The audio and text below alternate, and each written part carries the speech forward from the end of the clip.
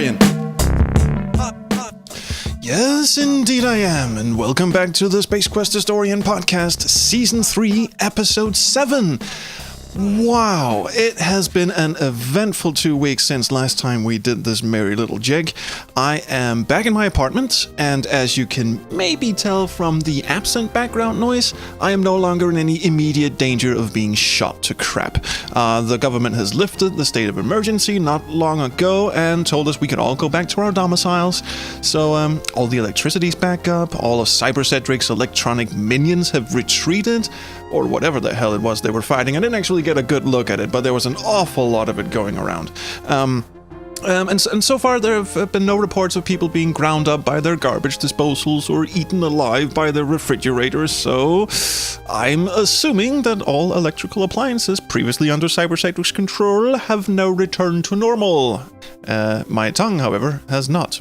It's still not very good at the English language, but anyway, it would seem that whatever King Graham has been doing for the past 2 weeks has been a good thing. So maybe he did finally manage to capture Cedric, or kill him. Either way, I'm good. I do remember him saying something about having to return CyberCedric to his point of origin, which would be inside my Steve bot. But, well, I guess no news is good news. So, anyway, that was a little update on the current situation. So now we can get back to doing what we do best, which is put on a good show for you adventure game fans out there. Or, well, at least try to put on a good show. I'm gonna do my very, very best, seeing as, the world is now apparently safe and, the sun is out. Well, the sun's actually not out. It's mildly warm climate, and people are still alive, which I suppose is a good thing. So let's see what we've got on the program for tonight. Yes, we have more memory lane reminiscing with my good pal Jess Jedi Morrissette. That should be good. I believe the good professor actually swears in this one, which is always fun. It's always fun when a man of scholarly wisdom goes potty-mouthed on us. And we've got Serena Nelson, who is of course back with more great crowdfunding tips. And I seem to have misplaced my Pete Toleman cassette tapes. See, I wonder if they're still down in the bunker or washroom, whatever you want to call it. I did bring my cassette player back up, but maybe I accidentally left the tapes down there. Maybe in the dryer or something. I don't know what could possibly have possessed me to do that, but all is fair in love and war. Or just war, really. There wasn't a lot of loving going around. So, sadly, we'll have to do without Pete's riveting memoirs for this episode. Or memoirs. Tongue's still not working. Anyway, I'm sure those cassette tapes will turn up because, some people actually quite like hearing from Pete. But I gotta say, this episode, right off the bat, this is, if you're tuning into this to listen to Pete ramble, I'm sorry. You're just gonna have to do without for this episode. But I'll try to get the tapes back for next episode. We do, however, have something absolutely spectacularly grand for you, ladies and janitors, so please don't turn off the podcast just yet. This is, of course, our special guest interview segment, and this time around, I'll be chatting with William Barr of BillyGoat Entertainment. So yeah, more fun from the Emerald Isle. There's a surprising amount of good stuff coming out of Ireland, apparently. And this time, I'm not going to mess up and inadvertently say Scotland, because I know they don't quite take to that. The guys from the previous episode, well, guys and one girl, were actually very nice not to call me out on it, but if you listen to the full interview, I did accidentally say Scotland more than once, and they kept saying Ireland, and I kept saying Scotland. I'm not a very smart person. Anyway, William Barr is lead designer of the 3D adventure game Her Majesty SPIFFING, and I say 3D, but it is every bit as pointy-clicky and third-person as, the purists prefer. More on that when the time comes for the interview segment. But first, as always, let's check in with Serena Nelson and her crowdfunding tips. Take it away, Serena. Hello, and welcome once again to Serena's Kickstarter Corner. Today I want to continue talking about that ever-important aspect of running a crowdfunding campaign, namely communication. In particular, this time around, I want to discuss getting the word out about your project. Long before you start drafting up the pitch, you'll have to consider your outreach program to get people to know you even exist. Now, this won't be a problem for big names like Double Fine or Brian Fargo, as people will flock to you as soon as they hear you're doing something. It's those smaller indie games that need as much publicity as possible. This is where the importance of press mentions and word of mouth get into play.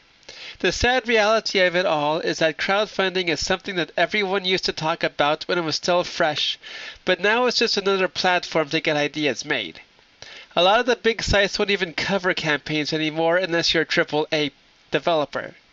I'd still recommend contacting places like Kotaku or Rock Paper Shotgun for coverage, but chances are slim they'll do anything unless you're close to release.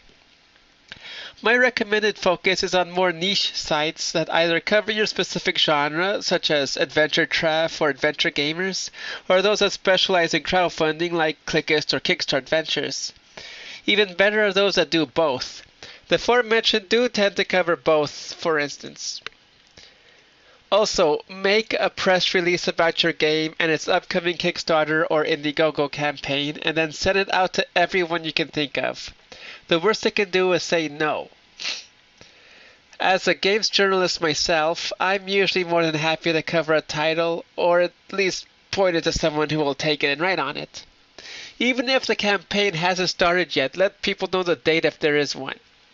At least knowing the month will get people excited for your pet project. And then they'll most likely cover it at launch, at the least if not a short upcoming piece. The more coverage you can get early on, the more traction you can get when it comes time to asking people for money. Of course, getting the word out is more than just seeing how many gaming outlets you can manage to get to cover your work.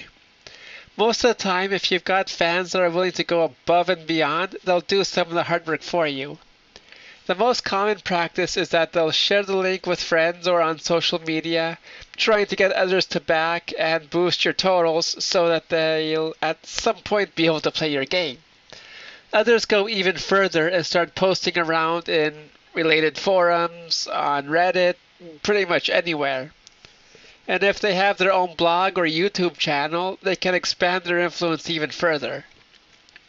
The important thing here is to get your reach as far as possible in the early days, as you'll find that most people jump on the bandwagon in the early days. There's actually not a whole lot more to this topic than just to make sure that you reach out to as many people as possible. The more people that know about your game, the more likely you'll manage to snag a few of them, and they'll spread the word further like a pledge avalanche. Of course, you'll need more than just people talking about your game and funding drive, especially these days where people are more discerning with their money. It helps, but a lot more is needed to keep people backing, which is why having stuff to show off is another essential piece of the puzzle, and I'll be talking about that next time. Thank you very much, Serena. Yes, I really hope you guys out there are enjoying these segments. Is that how you say that? I hope you guys out there are enjoying these. Yeah, it sounds right. Just not when I'm saying it. I hope you are, because they really, they are chock full of great tips, and I suspect there might be a good chunk of you out there who couldn't care less about what it takes to launch a successful Kickstarter, but it really is interesting from a consumer's point of view too, because the amount of effort it takes to build a campaign and to keep it maintained and to keep the backers involved and attract new backers and build a community and all that junk. I've witnessed that firsthand when the two guys were doing their Kickstarter in 2012, and that was a ton of work, and it's only gotten harder now 4 years later. So it's actually quite interesting to listen to what goes in making a crowdfunding campaign, because it's easy to poop all over someone's campaign, even though they've probably spent months preparing for this in advance. It takes at least a month to 2 months to come up with an even bare bones good idea for how to approach a Kickstarter campaign. So it really does take a lot of work. Obviously, there are some campaigns out there that are just absolute bullcrap, and we should all steer clear of those. And actually, Serena is pretty good at calling those out when she sees them, which she does over at clickist.com. That's cliquist.com. See, I can't pronounce things this episode, but I can spell them. You can also follow her on Twitter at IntendantS. That is Intendant_S, and that's INTENDANT_S. Nearly crapped that one up, but got through it. And you know what? I might actually put up Serena's tips on their own, at the end of the season. Like, I was thinking maybe putting them up on Mixcloud. What the hell is going on with my tongue? Stop doing that. Mixcloud or YouTube. I don't know. Probably YouTube. Give them their own little segments. Because then people can just, go back and listen to them on their own if people should ever find themselves in a situation where they need to crowdfund a game or just, send tips to people who are crowdfunding games. Enough about crowdfunding.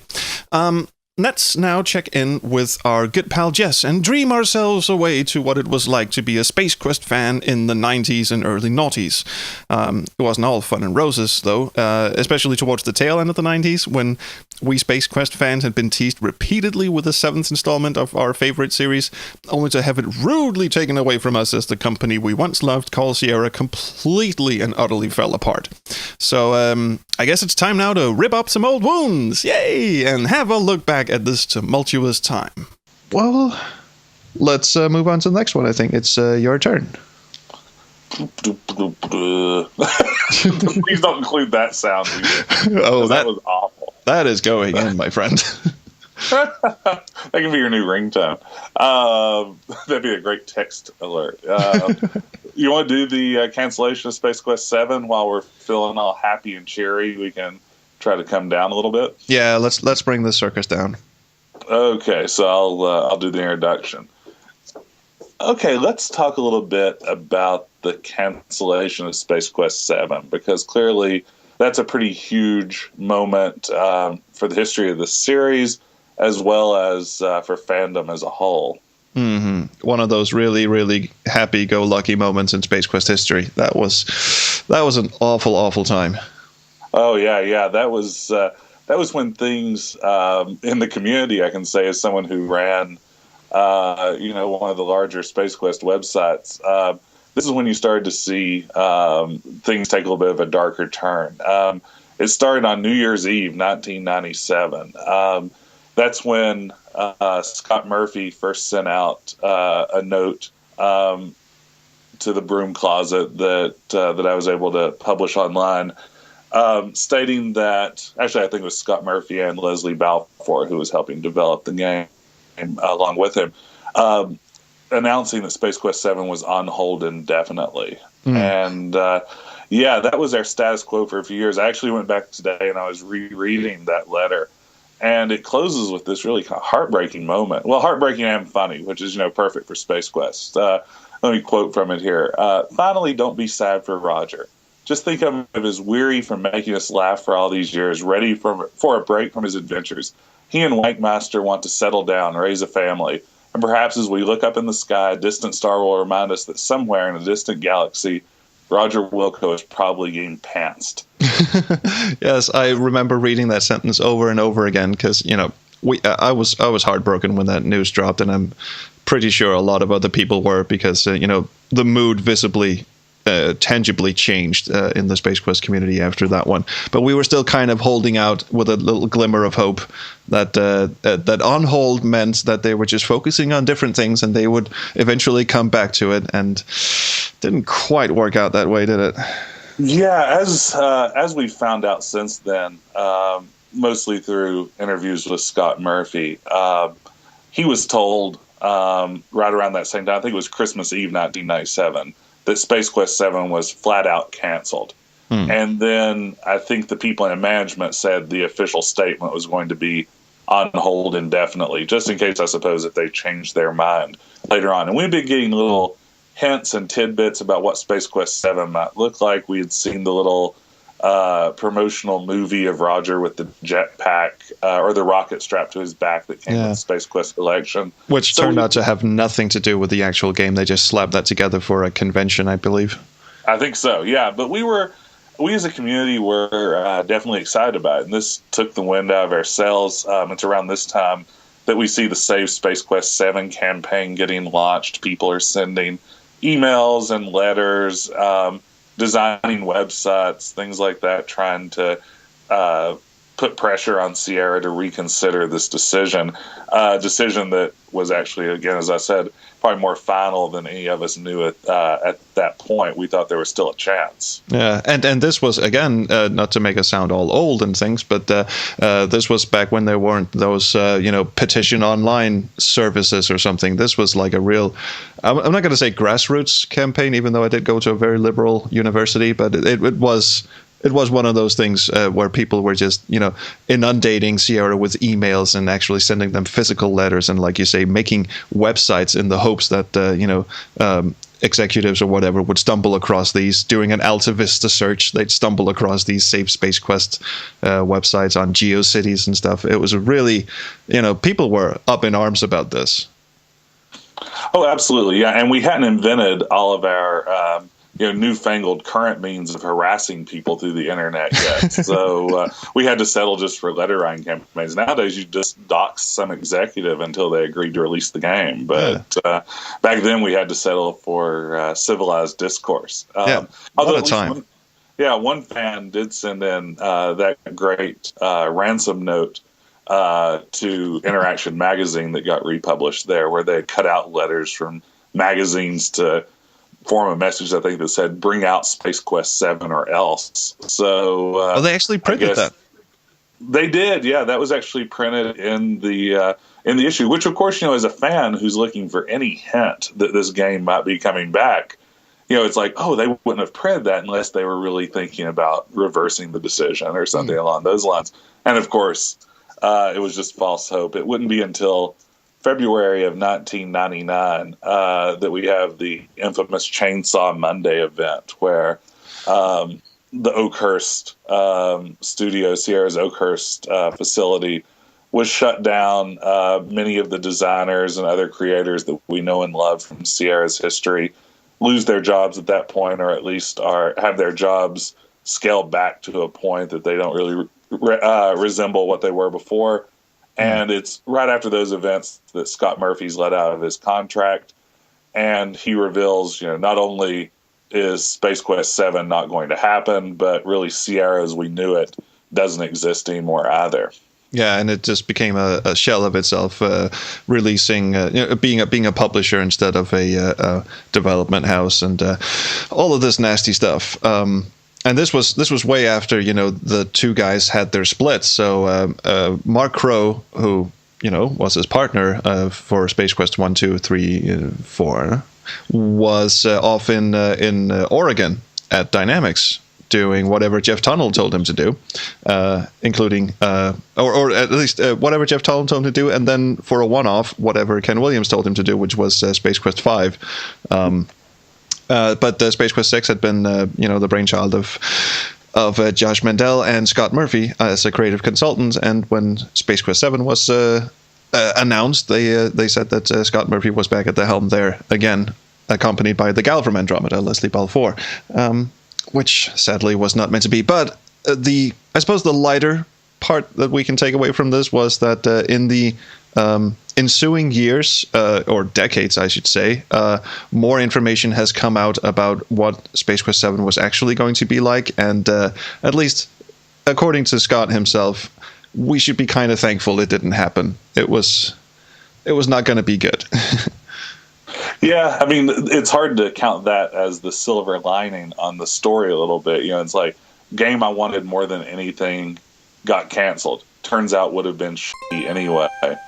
Doesn't exactly warm the heart. But I think you're right. We hear about efforts to force multiplayer on Space Quest 7, something that neither Scott nor Leslie was terribly enthusiastic about. I think at one point there was talk that Roger was going to be cloned and all the players would play as a different version of Roger, and they would all be competing to defeat Sludge Valhalla or something like that, which it becomes very difficult to imagine how that would have even looked like Space Quest by the time it was done. Oh, I remember Scott saying something about Ken Williams or the executives at the time looking at what was popular at the time, and that would be Quake and Diablo.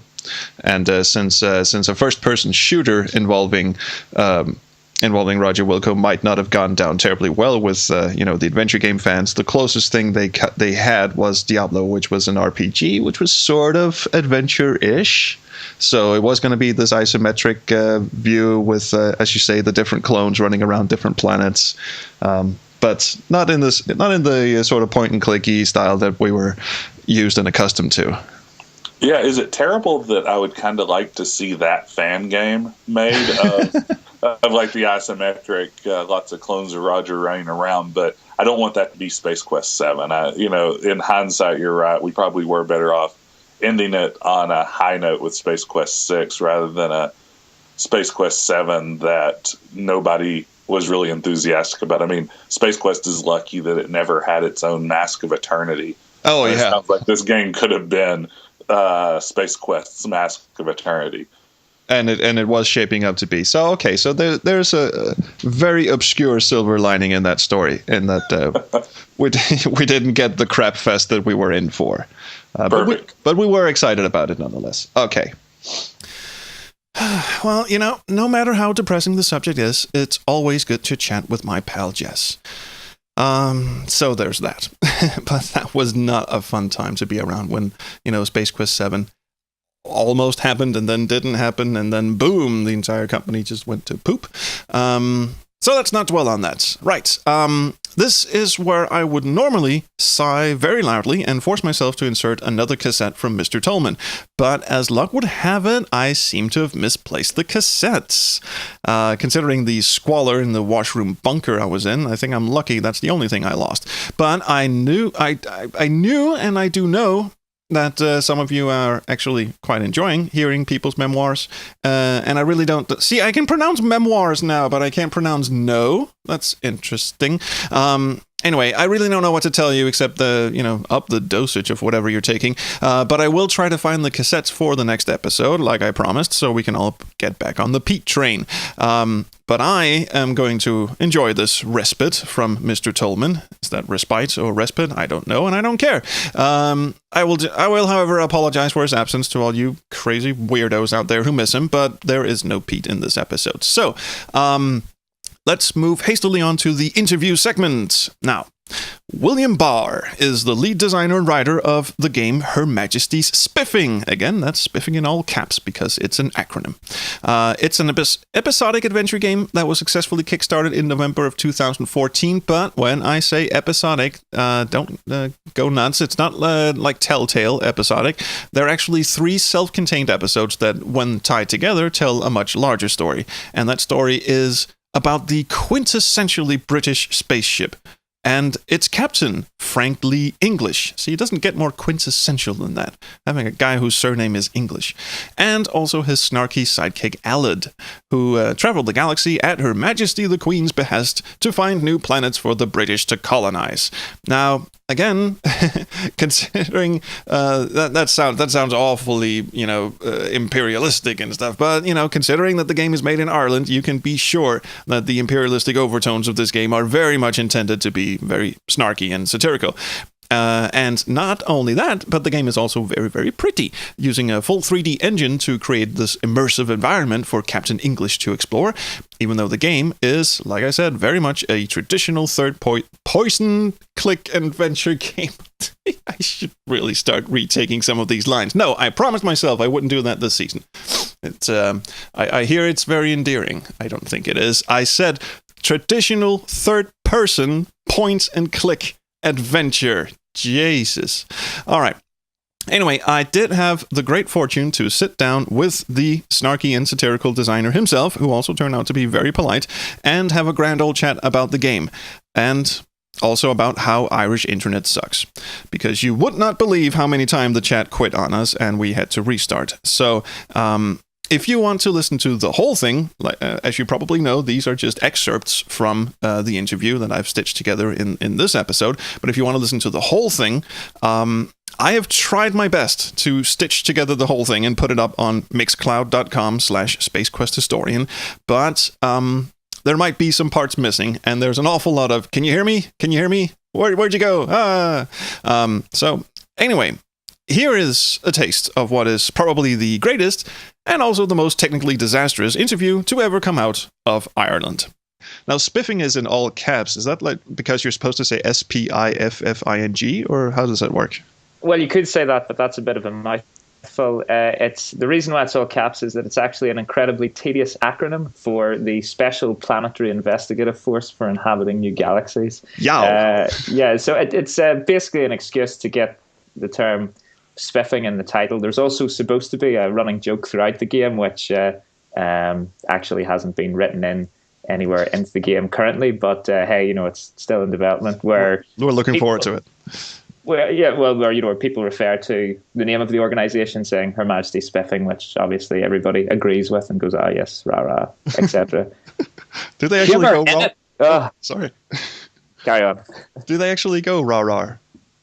Certainly, one of the gentlemen does. The characters in our game are supposed to be they're one chap anyways, sort of very stereotypical, sort of a British gentleman, and the other chap's Welsh, so just a representative of one of the many regions of Her Majesty's United Kingdom, but it's all in good humor. It is supposed to be a bit of a satire on colonialism, and it's each nationality that's represented, gets an equal amount of abuse as the other. So we're kind of hoping that people aren't terribly offended by it all. But it's all in good humor. So I mean, the only ones who would get offended, I suppose, would be the Queen. Well, oh gosh, if we were to offend Her Majesty, I'd be most put out. I would very much hope that, when annually in the UK they have the Queen's Christmas speech, Christmas message, and if we don't get a mention this year, I mean, I don't know what else we can do, really, to be honest. Perhaps if we cure cancer or something like that. But I mean, developing this game has been hard enough. I hazard to guess how difficult that would be. Well, there is an idea for DLC at any rate. We'll get on that. Of course, first of all, before you can think about DLC, unless you're Capcom, usually have to release a game first. So we'll focus on that first. But think of the ramifications. Hi, Her Majesty Spiffing, now updated with cancer cure. You're welcome. We'll definitely consider it. I'll run it past the guys tomorrow. I can't promise anything though. But I am a big fan of Blackadder, Red Dwarf, and particularly Red Dwarf actually. So I was kind of hoping to get your take on your inspirations for the comedic elements of your game. You mean what we've plagiarized? Pretty much. Is that okay? Yeah, which is most of what you mentioned there. I mean, obviously things like Red Dwarf. It's been a big influence. A lot of Monty Python, a lot of their stuff's been, a big influence, the films and then their TV series. And it's that sort of, surreal humor that sort of informed a lot of my favorite adventure games anyway. Certainly a lot of the LucasArts, games from the early 90s all have very sort of Python-esque, sort of surreal elements to them. So that was definitely a big influence. And as I say, a lot of the humor is very understated in our game, which is a very British thing. Usually our friends across the Atlantic tend to be a little bit louder than ourselves, and that's definitely more what our game's like. It's just a bit more refined, a bit more, a bit more gentlemanly. I mean, particularly your protagonist, Captain Frank. He carries himself and his formidable corpus, or whatever you call it, carries himself in a very sort of swagger kind of thing. He almost snaps a salute every time he walks through a door. He's very, upright and chipper and ho ho tally ho and off you go. Yeah, well, he's just a very proper chap. He's kind of a throwback to, I guess, a lot of the sort of design influence and stuff in him was this idea of this RAF, Royal Air Force pilot from back from the war, and everything's all very rah rah, pip pip, and very Queen and Country. Tally-ho. Yeah. Okay. And I was, and he's got a buddy on the ship, and you will have to excuse me tremendously, but I actually forget his name, and I was trying to look up articles to find what's his. That's all right. Very little has been written about. About this game, probably because of his very diminutive stature next to Captain Frank. Sorry for interrupting. Oh no, not at all. I'm sorry for interrupting you. This chap, he's called Aled Jones. So he's a Welsh co-pilot on the ship. So he joins Captain Frank on his mission. But he looks perpetually offended, doesn't he? Well, yes, he's a very irritable chap, if truth be told. As I was attempting to say before some of the gremlins in my modem raised their heads there.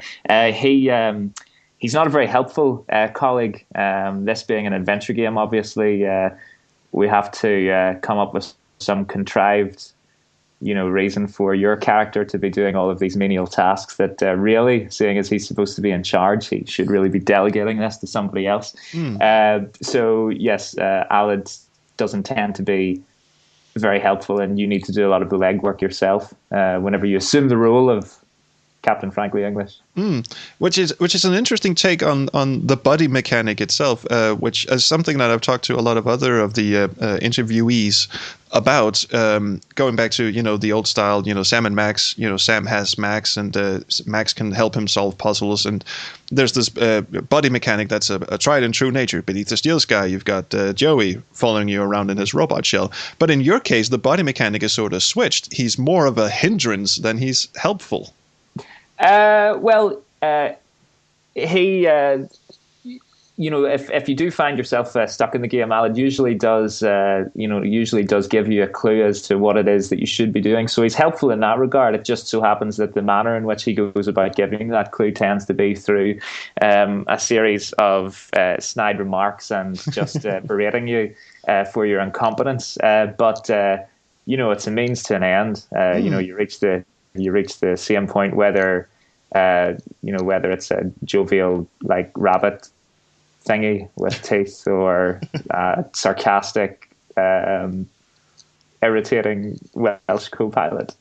Mostly when you think of 3D graphics in an adventure game setting, you're thinking like Longest Journey, pre-rendered backgrounds, and then 3D animation on top, or Broken Sword 3, which is a lot of shoving boxes around polygons and stuff. But you've really put some damn effort into this. I mean, how much? What does the style come from, first of all? Well, first of all, thank you. You're too kind, and I know that you're only saying this because I'm on the line, and if I wasn't here, it would be half as complimentary. But I'll take it. I'll take it regardless. Thank you. If truth be told, the demo I assume you're talking about is the demo that we released around the time of our delightful Kickstarter campaign. Mm-hmm. And I'm ashamed to look at that now. I'm quite happy that the game's come on, quite a way since then. We use Unity for all of our game development, if you're familiar with that. I think at the time of the Kickstarter we were using Unity 4, and then we upgraded shortly after that to Unity 5, so we were able to change up the lighting and all, and make everything look less bad. But the idea with the game, whenever we started to develop it, was that we wanted to make a game that felt very much like again from my sort of background, mostly playing these earlier LucasArts adventures, something that felt like that had the same vibe of the likes of a Monkey Island or Day the Tentacle, but that looked like a video game that had been developed in 2015 or 16, whatever year we're in currently. So we wanted to make something that that look contemporary. I know that because again, around the time whenever we started to develop this, there seemed to be anyway a big sort of resurgence in a lot of indie developers making their own adventure games, and there was a lot of sort of pixel art sort of stuff, a lot of sort of throwbacks, not just to the feel of games from that sort of era, but also the look of them, which personally myself, given that I'm a 3D animator, I wasn't too keen to go down that particular route. This would be very little for me to do. So that was a big chunk of the motivation. Also, as well as that, just from a game design point of view, one of the things that we found whenever we were experimenting at the start with just an empty scene and our character walking around inside it. And originally we had, very traditional point and click, controls. You hover over an item or an area in the environment, you click it, and the character walks over there. Yeah. And then we started to play about with, giving the player direct control over the character, which it removes that sort of disconnect that I've certainly found whenever I would play adventure games now, where it's not so much that you're embodying that character, it's more that you're sort of controlling them from afar, and you're sort of issuing commands, where whenever you give direct control over the character, it sort of makes it seem more like, well, that you're embodying this character, and that while in our game you can switch between the traditional point and click controls, a lot of time has been put into ensuring that it feels like a contemporary more like a contemporary console video game, and that we've tried very hard to ensure that isn't that doesn't actually hinder all of the different adventure gamey type things like inventory puzzles and Oh, again. Okay. I'm sorry. I hit hang up by mistake the first time. That's perfectly fine. But you can hear me now, presumably, yeah. Oh yes. And you were just getting to a very, very interesting point about tank controls, and I was pins and needles. Oh, okay, right. That's great. I've just climbed back down from the roof and jiggled the antenna about. So hopefully we shouldn't have too many more of these interruptions. But the tank controls. Obviously, looking back on it now with hindsight, obviously that people think that seemed like a terrible idea. But and the the remastered version of Grim Fandango, obviously that's came out, you can go back and experience that all over again. But I think you have to remember around that time 3D was such a new thing, and I mean people now kind of take for granted the advances that game design and stuff has made since then. I mean around that period, you're talking on the original PlayStation, games like Resident Evil were doing something very similar, those kind of tank controls, and at the time, I mean, that was obviously a very popular sort of school of thought as to how you make a 3D game. And obviously a few years later, people tried different things, and that particular control method fell out of favor and whatever. But at the time, it was very it was very revolutionary. And people are very harsh, whenever they talk about these games. But I'd say that's with the benefit of hindsight. And I think that at the time they were actually doing things that were quite groundbreaking. Well, would you then say that you fixed tank controls? Because one thing I noticed in the demo is that the perspective of the main character, if you're moving him in a certain place, the camera angles don't switch dramatically as they did in those early games, like Alone in the Dark, for instance, with all these weird camera angles, and all of a sudden you found yourself banging up against a wall because he suddenly went scooching off into a completely different direction. You're keeping it quite streamlined. You walk through a door, he appears on the other side of the door, on the right side of the screen, moving towards the left, and you're never really sort of thrown by going, oh, holy crap, what was that? Yes, and whenever it gosh, I'm glad that you noticed that. One of the things that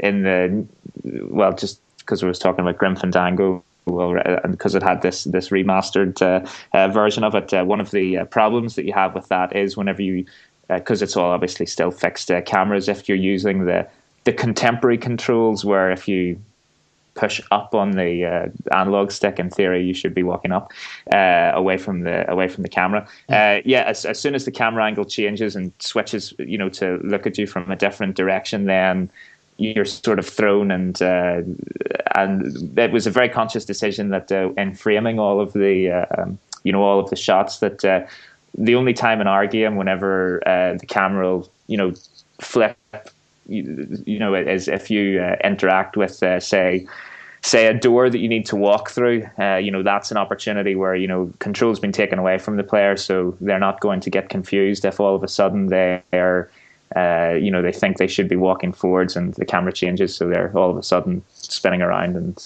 going backwards. So we've been quite careful to make sure that the framing of all the shots, because it is mostly the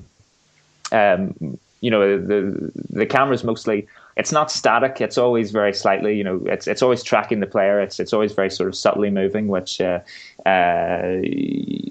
well, again, because it's in 3D, if the camera was just completely locked off, it wouldn't look very nice, and you would wonder why on earth are these people, doing this in 3D whenever they could probably recreate this much quicker and cheaper by just painting a background rather than having to meticulously model everything.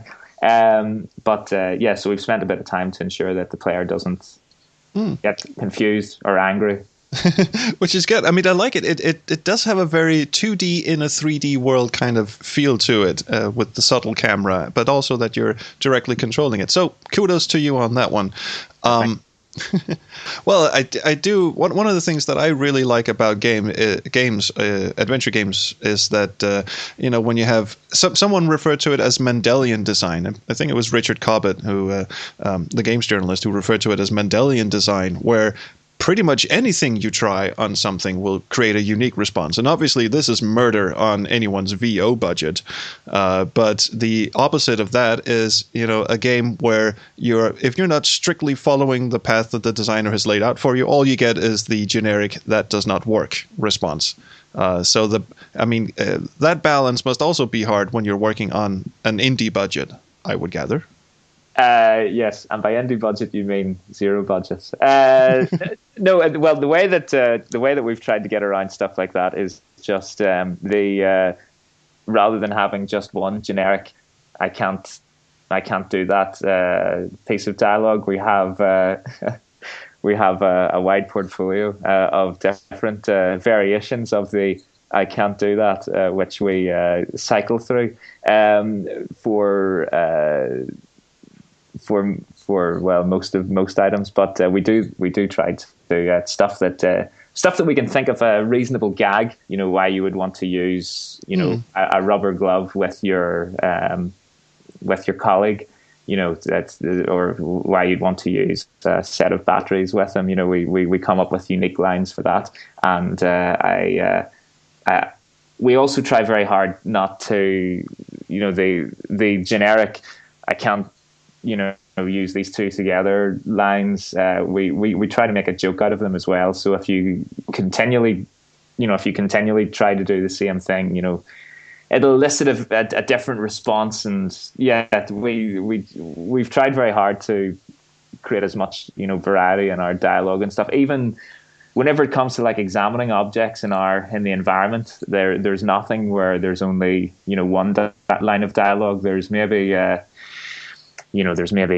least three different things that the character will say whenever you look at something mundane like a fridge or or whatever, which is all painstakingly lip synced. It's all hand animated. It's all of the lip sync anyway. So that's some time too.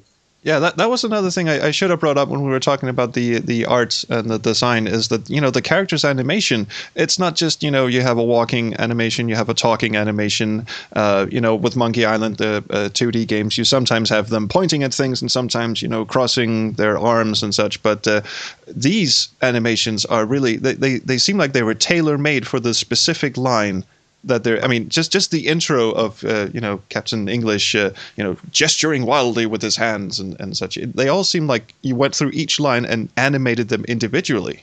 Well, I'm glad that's what it looked like, as that's what we did. Okay. We kind of made a decision early on that we wanted to do all of the lip sync. In 2D, you can get away with. Having sort of motor mouth kind of animation in 2D, where the characters' lips are just sort of flapping wildly, and you just go along with things or whatever. The same way that you can have a character standing completely static, and you don't think anything of it. But in 3D, for whatever reason, I'm sure that more learned individuals have done sort of studies on this and whatnot, but. You as soon as something's static, it looks dead, and so whenever our characters are just standing still, they'll be playing, a very subtle idle animation where they're shifting their weight, from one foot to another, or their shoulders are maybe are sort of quite visibly sort of like moving back and forwards as they breathe, and you're just trying to make sure that the frame looks like it has some life about it. But and then whenever the problem is, whenever you go for that sort of level of fidelity in the rest of the game, whenever it comes to the the characters actually talking to each other, I think that you need to do that right as well. And there was as I say, it was an early decision in development to hand animate all of this stuff, and we've committed to it. And by Jove, we're going to finish it. But I know that a lot of other developers use sort of different automated solutions to try and speed that whole process up, because it does take a very long time to do it properly. But I've always found that even those automatic things, it just doesn't look right 100% of the time. I would like to think that I hope that our backers, think that we've been honest and open with them. And during the campaign, I was at PN to point out that the idea for this story was that it was going to be in these 3 parts. We would do this first part. Some of the rewards included the subsequent parts of the game, and that. We would get that to them if the game made enough money that we could then go on and make those as well. And but that we were absolutely 100% going to finish this first part of the game. And hopefully we came across as sincere, and that and people accept that. But we'll see what happens whenever the game comes out. We're hoping it does okay. I thought it was very, very transparent of you and very honest to say that, well, we are actually banking on sales of part 1 to complete parts 2 and 3. But if we get there, if crossed fingers, when, of course, then of course parts 2 and 3 will be available to those backers who backed for that tier. I thought that was very transparent. Golf clap all around. Very nice. Well, thank you. But as it stands at the moment, of course, we haven't actually delivered part 1. So we'll. As much as I appreciate your clap, I'll ask you to hold on to it until we ship something. Oh well, I don't want to keep you longer than we have to. So I would actually say thank you so much for being on the show. You complete non-fraud. Your game looks amazing, and I can't wait to play the full thing. Because I love sci-fi comedy and I love weird humor and surreal humor. So your game has got all of that in spades. So I'm really, really looking forward to it. And I was perhaps wondering if you would have some closing remarks, places that people should go to find out what you're up to, these kind of things. Well, sure. I'll take this opportunity to plug all of our social media channels, which we very seldom update. Unfortunately, as I say, I've lived under a rock for the last 3 years as we've been very busy trying to make this game, and it means that online I'm usually not very vocal. But what you may find is that closer to the release of the game, we may start talking online a lot more, in which case, if you were to follow @officialgoat, you might find some information on there, on the Twitters. I believe we have a Facebook page as well, which again is seldom updated. But if you are genuinely interested in finding out about the development of the game, we endeavour every month to upload a development blog post thing on our Kickstarter page, which you could search for it on your favorite search engine of choice, or alternatively, if you go to hm-spiffing.co.uk, that should, through the magic and power of the internet, take you, redirect you there, and you'll find more ramblings from me there. Awesome. It certainly was a pleasure, and I'm very, again, very grateful that you took the time and opportunity to be on the show. Damn you, Irish internet, or Danish internet, conversely. We still don't really know. I'll take the hit. It's my fault. Well, thank you, and I'm going to stop the recording now, and then I'll say goodbye proper. Thank you. Okay. Well, that is all the time we have for the interview this time. Do remember, you can go and check out the, somewhat full-length interview on mixcloud.com/SpaceQuestHistorian. And do go check out the game over on BillyGoat.tv, or follow the lads over on Twitter @officialgoat. Yeah, really, that's really about all we have on the show. I mean, it's I'm sorry it's a bit shorter than usual, but it's just nice to be back to normal again after all that went down with the war and devastation and the invasion and all that. What day is it? Holy scrotum of Satan! You are looking worse for wear. Well, that's quite a way to welcome your new hero. Well, wait, Graham, come on. Doesn't royalty ever knock? Not when I've just saved your inept kingdom from millennia of torment at the claws of our common enemy. Incidentally, I'm fine, thank you. I could have been getting dressed, or getting down and jiggy with it, which I do often, probably. Or all right. Well, you actually defeated CyberCedric then. Okay, so how'd you do that? The details are unimportant. Suffice to say, it was a long and arduous battle. You blindsided me, you filthy, despicable wretch! Well, you fell for it, didn't you? Have you actually got Cedric in that bag you're carrying? No, on this magical USB drive. Ooh. Wait, how can he talk if he's on a USB drive? There's no time. We must be quick. Show me the way to the infamous Steve bot so that we may upload this foul creature back into his shell and trap his wretched soul forever. Oh, sure. He's right over there in the corner. Oh, my. What an incredibly weird contraption to behold. Okay, let's get him in there. Okay. Sorry, Steve bot. There. The beast has been uploaded back into the Steve bot. His reign of unholy terror has come to an end. Will he ever be able to, leap out again so this whole mess starts over? Oh, no. No. He has been greatly weakened to the extent where Steve bot here will be able to contain him. He shall remain there for all eternity. I give you my word. My word as a hero. And, he won't be able to annoy the ever-living crap out of me? Well, not as long as you keep the Steve bot turned off. Oh, that's good. Oh, God, what is this now? Where is fight?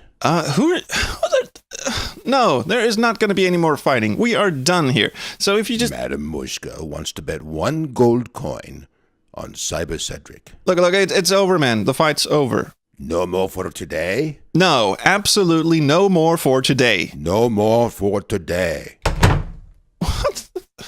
What did I ever do to deserve this? Okay. Don't we all ask ourselves that sometimes? I sympathize with your plight, friend. So I think it's high time I return to my own realm now. Oh, any time, man. I mean, say, I'm just wondering, if you had CyberCedric on the USB drive in your pocket, what is actually in that big bulky bag you're carrying? Oh, nothing. Just change of clothes. Clothes? Is it me, or is it kind of dripping? It's just you, I assure you. Well, no, is that a severed leg sticking out of the top? I must go now. May fortune smile to you on your continued adventures, Space Quest historian. Oh my god, these are seriously some of the weirdest episodes I've ever done. You can take comfort in the fact that no one listens to your adult ramblings anyway. Cedric, you little piece of... I can't wait to... Whoa. Wait a minute, what was it Graham said? Not as long as you keep the Steve bot turned off? Oh. Don't you dare! Or what, you melodramatic little piece of garbage. You know what? I think I'll just turn your sorry ass off right here. I will pick your guts apart. God, no. Oh, no. The power switch, it snapped off. It snapped clean off. Oh dear. What a shame. They don't make them like they used to. Oh, God, no. Well, seeing as I'm now incapacitated in terms of actually getting my claws on you, and you have no means of shutting me up, how about I sing you some of the classics? Oh, no. No. No.